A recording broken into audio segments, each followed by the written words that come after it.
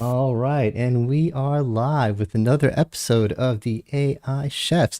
Good to see you, Chef Kevin. Yeah, well, it's good to see you too, Chef David. Although I have to say, last week we were seeing each other in person, right? For the very first time, it was it was the back to school week, at least, for here in Canada. I know some of the southern states start kind of school in, early August, mid-August, what have you. But at least here in Canada and most of the northern US states, it's really that week after Labor Day that is the back to school week. So it was the back to school week, and the AI chefs, we were in person at the CEDIA Commercial Integrator Expo. We did 8 sessions. I think we got some pictures of us there, right? With Yes, not our digital, chef's hats, but rather with real, kind of physical chef's hats. So, yeah, I don't so, know if you so noticed, but I was so spoiled by having our actual physical chef's hats, I forgot to put on our digital, and I I had to know, I put know. them on as we were I talking did on notice. the fly. That's some live streaming, live production. I was a There little you nervous there. You don't go. want to change things on the fly, but we have our Thank goodness digital you hats. understand this OBS stuff because it would just be like a black screen or whatever. But okay, But we hey, had our, let's take a look yeah, at, here we are with our actual real life hats and in yeah, person. in our custom aprons and that sign there, it says, the AI chefs are delivering 8 delicious doses of practical AI because, as you know, we did 4 sessions on both Thursday and Friday, and then we even just because that wasn't enough, we did a panel session as well. So We were um, cooking. way to go, Chef You David. like that? So It's and interesting and how and on video we're the same height, but there's something distorted about the pictures. In pictures, you're always so much taller than me. I Oh, understand there that. you go. See, but yeah, but it's the normal smiling because we were having a good time and certainly generating lots of attention. Although, if there's a food sponsor out there, shout out to any food sponsors because as we walked the CEDIA Commercial Integrator Expo floor, I Everyone, think, we had great everyone. conversations about AI, but also people wanted us to feed them, and we had to explain that our recipes were more for your brain and less so. Everyone wanted some food from us, and we're like, you know what? We really need to figure something out. Yes, so maybe for our next in-person conference. So this is the AI Chefs Live, and we want to cover some of the, news related to AI. And once again, because it is kind of the back to school time, I believe we each picked articles that really related to AI and education. And so maybe over to you, Chef David, for the first article that we both wanted to pick, but you beat me to it. Yes, I got dibs on it. Do we have you're controlling our Oh yes, do I I need an am. AI assistant to control the slide deck? I know I'm controlling something. You're doing most of the hard work. I just have to hit like cursor right, and I failed. So okay, so So take this us through this. This was pretty exciting. Yeah, this is a great story. Eric Yuan, the CEO of Zoom, personally attended. I'm assuming by video. It doesn't say whether he flew out or whether he called in, but I'm assuming by video. I'm assuming by Zoom. Yes, Attended a White you House probably task. did. Yeah. Could you imagine? Attended a White House task force meeting on AI and education, and Zoom is committing $5 million. And the details are in the article. We'll link it below over the next few Yeah. years. But this is and the idea is there's 3 parts. I should scroll down. Well, okay, I'll link the article. But for students, not just to be able to work with AI and be good at using AI, but to understand AI's place in the market and what it's gonna to prepare for jobs in the world of AI. It's really there's a lot to this. This isn't just marketing, and what really excites me about this. Let me get back here. Yeah, I had a Yeah. conversation recently with my father-in-law, and and this is for a K through 12 program, $5 million K through 12 for AI. And Yeah. my father-in-law was K through 12 when Sputnik happened, during the Cold War. Yep. And he explained to me, he said, before that, it was, U.S. thought we were ahead in technology and everything. And all of a sudden, the other guys were ahead of us. They had something out in space. And I'm like, so what happened? He goes, math and science class got real hard, real Mm. fast. I'm like, ooh. And he was out in Minnesota. Okay. So math and science class out in Minnesota, imagine in the cities and stuff. And I'm like, and then in 10 years, we beat them to the moon. And obviously there were a lot of factors going on. It wasn't that one thing, but that was part of it. That was part of it. If the kids now are going to get good at AI in 10 years, we'll be ahead of whoever the bad guys are these days. There you go. No, it's good. It's good. I mean, it's great to see Zoom doing that, and I think some of the other vendors are also doing that. But this was a brand new announcement, and yeah, Eric and the Zoom team, yeah, good to Very see. cool. Very cool. All right, on Okay, to the so next the one. next article, so I'm based in Toronto, Canada. So I figured this is a Canadian story from CTV News. Um, and I thought that this was interesting because it was looking and it was really saying, and I think, educators and students and, whether it's K to 12 or college university or post grad, I think that there is this struggle to figure out what's acceptable use of AI. And, this article, I think zeroed in on that, the fact, and this seems reasonable, but it's also good to call out that there needs to be clear guidelines. And that's probably going to vary, depending on obviously the grade and what have you, and the school and the teachers and how they see this. But there still are lots of schools that, are still trying to ban all of AI. And I think that that's not going to work. And I think you have an article that perhaps speaks to how that people are not ignoring AI. But I think that, what I thought was important here is that clear guidelines are required because obviously students, whether they adhere to the guidelines or not, they should know when they're crossing the line in terms of using AI. And I think, this harkens back. It's not the exact same thing. So this analogy is imperfect, Chef David, but, this harkens back to, when calculators and graphing calculators came out, to what degree, should you learn without?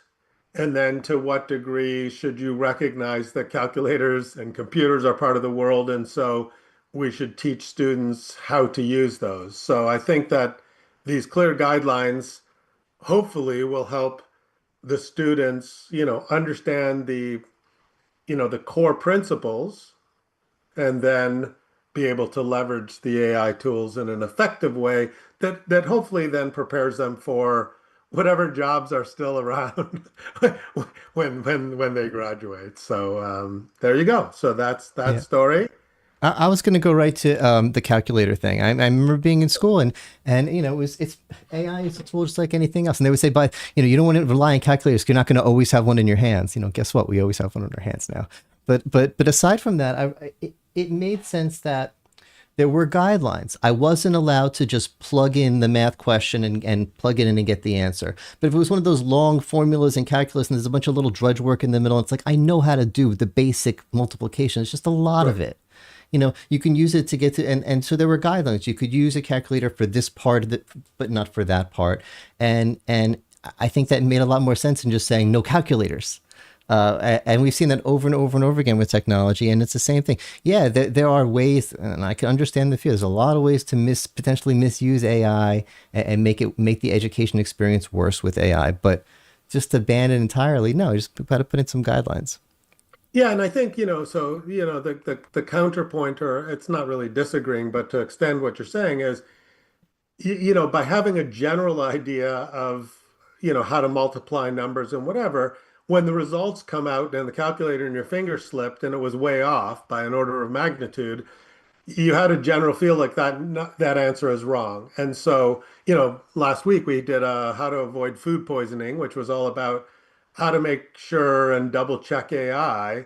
And I think that, so having a general understanding of how AI works, and also if you're asking a question, you have to have some basis, logical understanding that if the answer is way out to lunch, you got to say, okay, I better double check this, right? And so that whole calculator thing is a good analogy in that we had to learn some things, and then once we learned those, we could use the calculator just to speed things up, and hopefully that's, how we'll see AI be used, right? So, okay, but speaking of how people are using AI, you have an article that Yeah, talks about how this is students are funny. using it.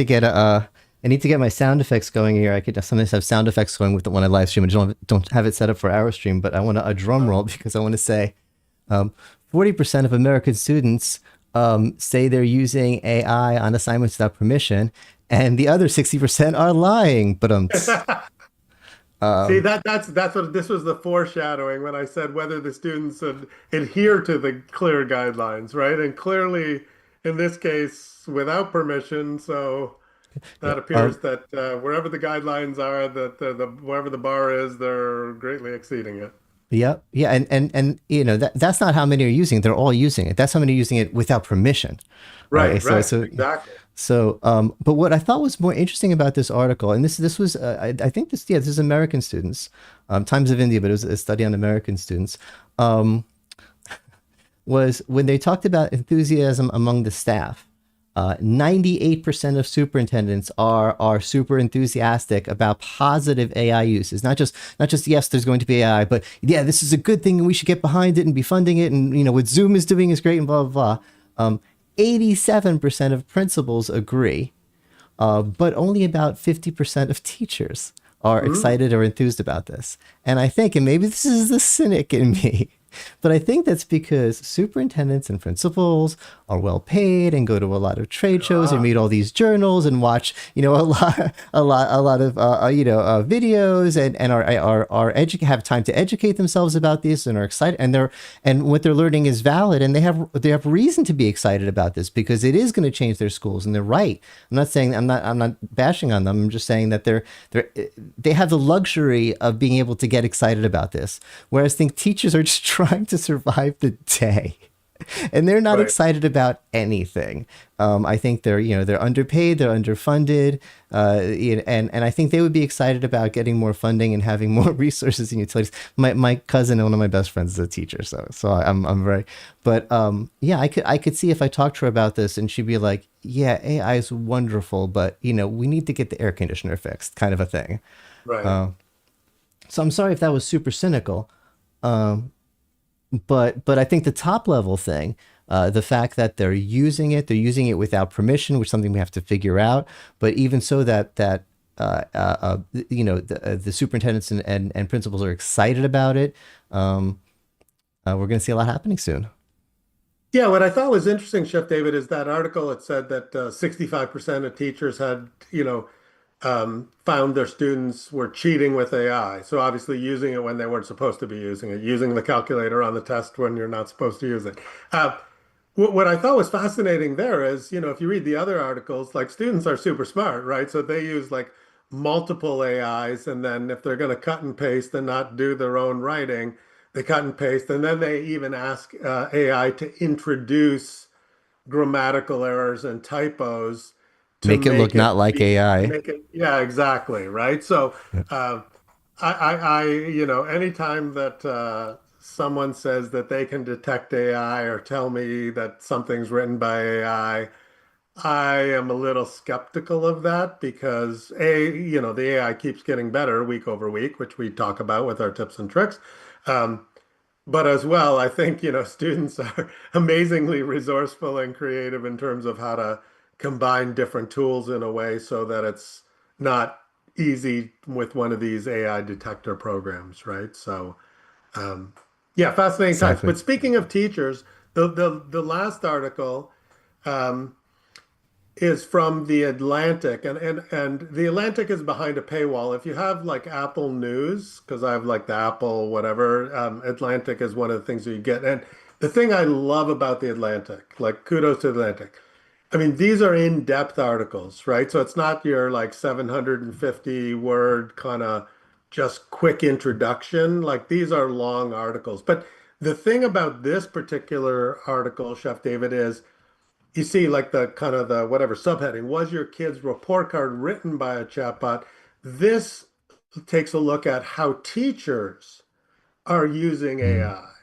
And so, for example, one teacher that they spoke to indicated that for her, it was saving her 5 to 10 hours a week just in terms of creating assignments, right? So I think she taught a grade 6 math class. And so creating just, assignments and the example they gave is like AI would take things that were relevant to grade sixers and I don't know, I think there was a Taylor Swift ticket price question or whatever, but so it would take kind of popular culture things and incorporate them in to make the assignments potentially more engaging. Um, that thing called a rubric, which tells you how the teacher is going to score. There was references to how teachers would take an assignment and say, "Hey, AI, could you create a rubric for me?" So once again, I mean, it's not only the students that are using AI, and I'm not going to say the teachers are using AI to cheat. In fact, the teachers are saying, some of this administrative work, which is associated with teaching, if I have AI help me do this, if I've got an additional 5 to 10 hours a week, I can spend those 5 to 10 hours interacting either in a group, or one-on-one with students that require, that mentorship, right? So, and that's really what, if you remember the best teachers that you had, and I had some phenomenal teachers, um, they were able to, there was a couple areas that I was like ahead, and so they were able to bring in, because they had time, they would bring in textbooks from other grades or what have you, and spend that additional time with me. So that's the optimistic view of AI. It's going to help teachers be better teachers, right? Yeah, that's So, wonderful. I think that's great. I feel like, uh, you know, a lot of the stories we talk about, there can be people on both sides. This is a good thing. This is a bad thing. How could this right. possibly be a bad thing? This is wonderful. I'm thinking about it in law school. We had this with one teacher. She's so wonderful, and she's still there. I just saw she got some like lifetime honor. She's amazing. She was criminal law, and she was so nice and she was so kind that she just wouldn't say no to students coming into her office, to the Okay. point where her boss, one of the more senior professors, put a limit on her, had a guard by her door. She was Ah, prevented from she'd be like, but I, and they're like, no, because and the reason that happened because she wasn't doing the stuff you're talking about, the busy work. And the I busy see. work's important. You have to do the busy work. If you don't do the busy work, the students can't graduate. The stuff has to Right, right, happen. It's really, really, really important. It's not just busy work. Busy work is a bad word. It's important work. But she wanted to be with the students, and she was still 80% students, 10% administrative, but whatever. But I'm making up the numbers. But if AI could have helped her do that right. administrative stuff, she could have been with the students, which she loved and they loved her. And it was, I mean, look how I'm smiling just remembering her. Yeah, no, that's well, and those are the teachers that make a difference in our lives, in our trajectory, and the things that we have, the courage to explore. And a lot of times that's because we had some fantastic teachers that had that time, right? And so as the administrative burden in many professions, including teaching, increases, if AI can be, kind of focused on that and not lose that human element and that teacher student kind of mentorship, then I think that's going to be fantastic. So Yeah. this was a good roundup of in the back to Yeah. school theme. We had a Um, theme this week. Look at us. Look at us, yeah, and I mean again, because our physical hats had the AI chefs embroidered on them, I do have to call out how you did a good job putting Thank you. the Thank you. text on the hats here, right? So. Yeah, so no, thank you, Chef David. Thanks for your insights and articles. And any closing words other than, certainly, feel free to subscribe and check out our recipes on our YouTube channel. And certainly, if you're watching this and if you have some cool tip or a different way that you've, figured out how to use AI, we always love to hear that. And that was one of the cool things about being in person at the CEDIA Commercial Integrator Expo. After our presentations, we had people come up and say, that was neat. And hey, have you heard about how to do this, right? And there was a lot of very interesting ways that people are using AI, which is always exciting. Yeah, and we're doing this show live every noon at Tuesday, unless we're traveling. And if you show up and say stuff in the chat, we are watching the chat, and we'd love to hear from you. So we'll see you next Tuesday. Thank you, Chef Kevin. Thank you, Chef David.